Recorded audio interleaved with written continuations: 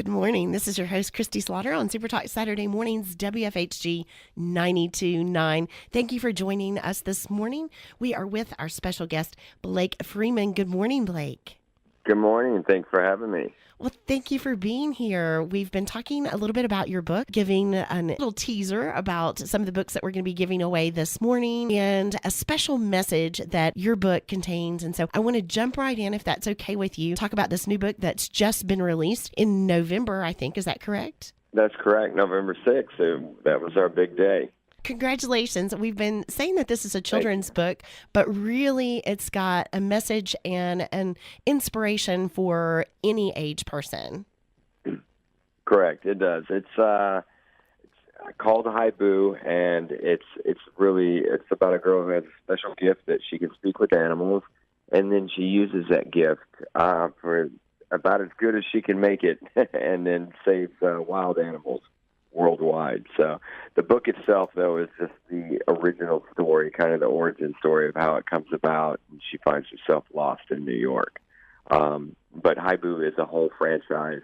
We have a feature film coming, and we're right now negotiating a television deal as well. Blake, there's something that she continues to say in the book that helps her when she hears many different sources outside of her saying, oh, you're too little, you can't do this, it's not time for you to do this. And there's a saying that she repeats to herself that helps her to become present and to realize the strength and power that she has inside this little body. Can you share with our listeners what that is and how you came to find that and why it was important to put that in the story?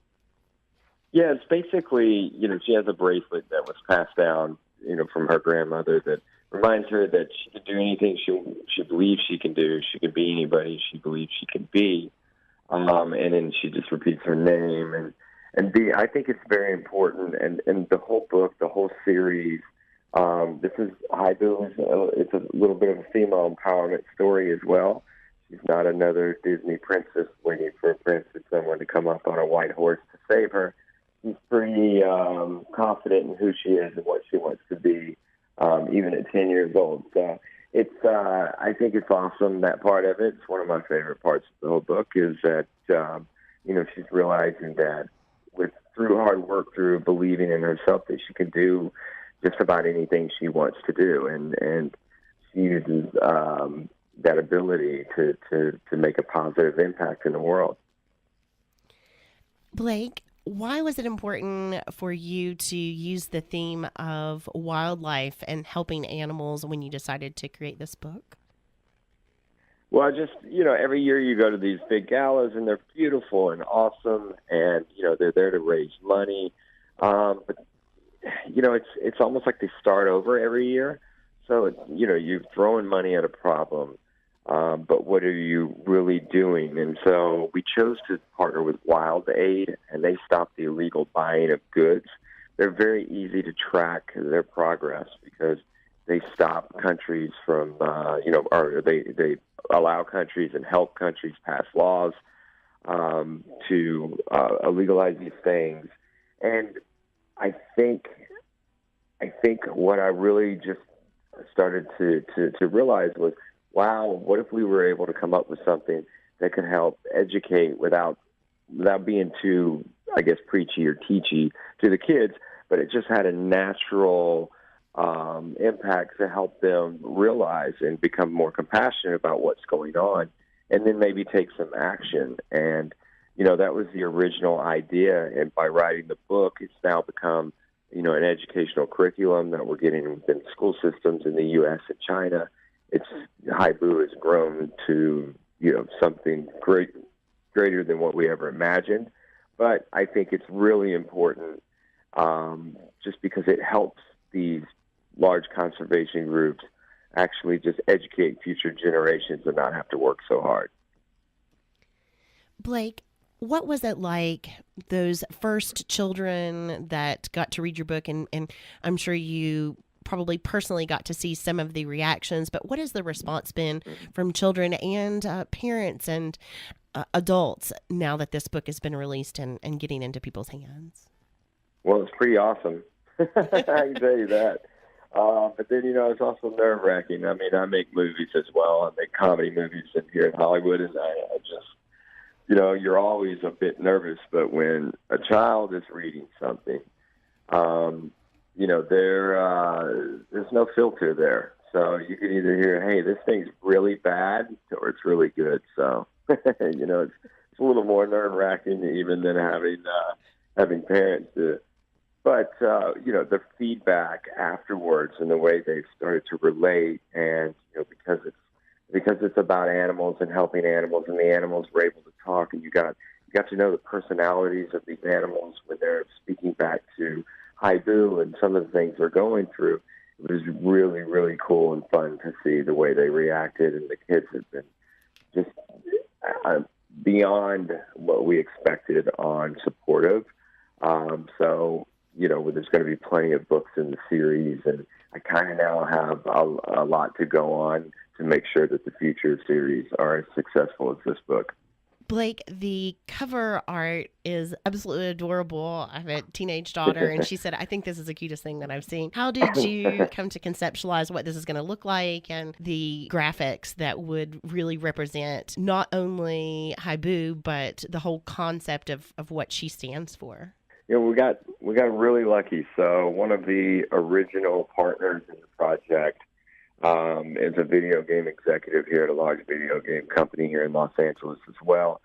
And he said, look, I love this. I'm going to be able to probably get you in touch with two of our bigger artists who they draw for World of Warcraft, that video game, which is huge, and Magic the Gathering. It's like a card game as well.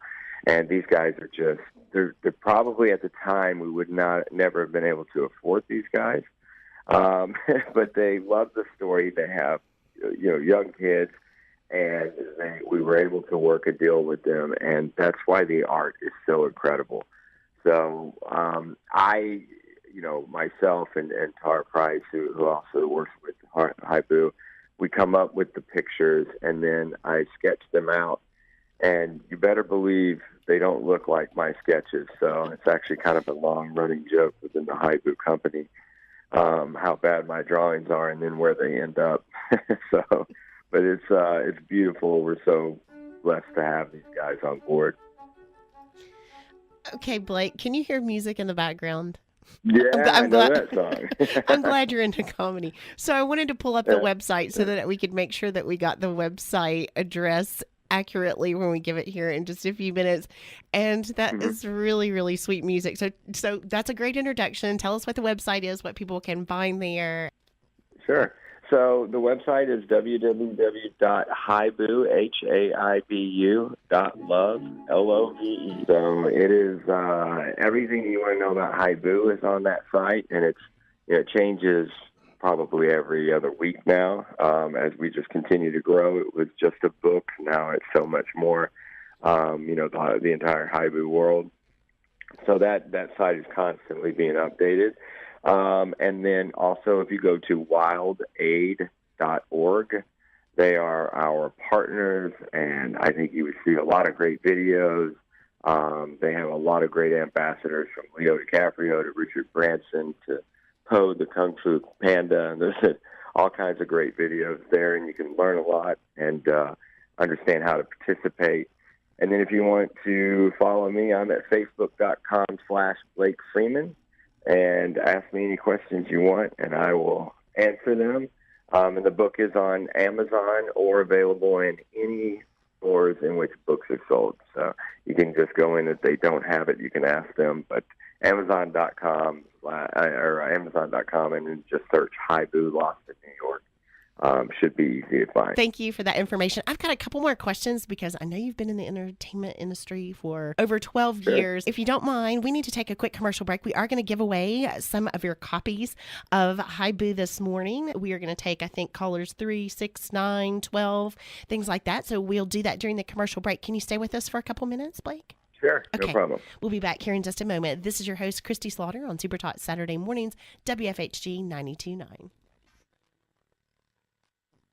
Welcome back. This is your host, Kristi Slaughter on SuperTalk Saturday mornings, WFHG 92.9. We're joined back with my special guest, Blake Freeman. He is the author of Haibu, Lost in New York. We are giving away some copies of his book free to our listeners this morning.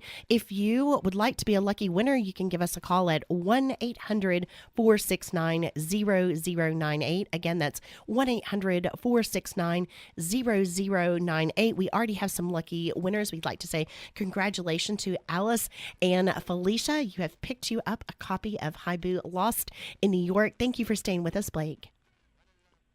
Thank you. Thank you for having me. Now, you've been in the entertainment industry for many years. When you started in the entertainment industry, did you have an idea that you wanted to write a children's book? Is that something you've always wanted to do? No, I mean, I got into it probably around 12 years ago. I was in Nashville, Tennessee. That's where I've grown up. And then moved to Los Angeles to kind of further the career. And no, the answer to that is no. I had no idea that my life would take me in that direction. I just know that, the things I saw, the cartoons and the movies that I watched when I was little, they had a big impact on who I was at the time.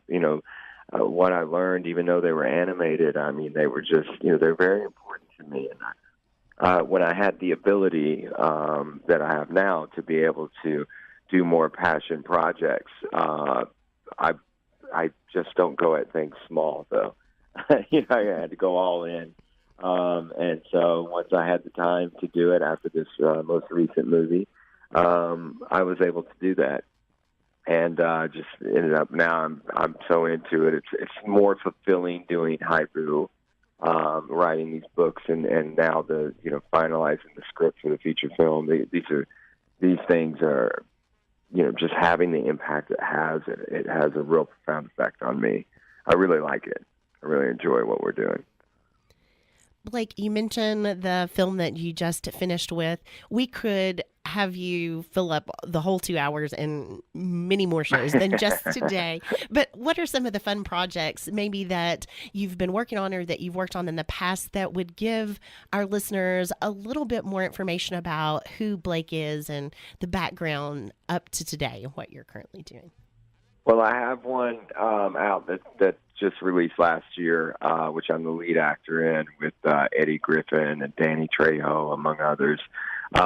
It's definitely not a kid's movie, though, but it is a comedy. It's called All About the Money. That one did really well for us. And then we have another one that's kind of more of who Blake is. I did a documentary that's on Amazon Prime right now as well. It's called A Journey to Planet Sanity. And that one is also becoming a television series, which we are negotiating currently as well, which I'll be hosting. And that one's a little more, I'm a bit of a skeptic when it comes to UFO sightings and some of the other things. And, I debunk them. It's a comedy, but it is a documentary. It's pretty funny stuff, but people can check that one out on Amazon Prime. Again, it's A Journey to Planet Sanity. Well, Blake, I didn't realize that you were from Nashville. So do you get back to the East Coast very much? I don't know. I'm sure the weather's great in California. Is it now? Yeah, probably good. Yeah. I was listening to your weather just a minute ago, and I think it said 31. I'm kind of, I don't get that excited to come back during the winter, but it's beautiful out here almost always. It's kind of crazy. But I miss Nashville. I miss the people dearly. I don't miss the winter weather, I can tell you that. But I do get out. I'll be back during this circuit for morning television shows and stuff. I'll be in Nashville, Birmingham, Atlanta, all of that coming up the week before Christmas. So I'm kind of excited to get back. Well, we'll try to hold the wintry weather off so that you can get here and get back. If you ever find yourself in Northeast Tennessee or Southwest Virginia, come by here. We'd love to have you here at the station, or anytime you'd like to be back on talking about more of your projects, we'd love to have you. Oh, absolutely. Let's get it on the circuit. That would be fun. Thank you again. If you don't mind, give us your the Haibu website and contact information. So if people would like to learn more, this is a children's book, but I was talking with my producer before our interview, Blake. It really is for all ages. It is, and the story, the feature is definitely, an all ages animated, much like Pixar films are.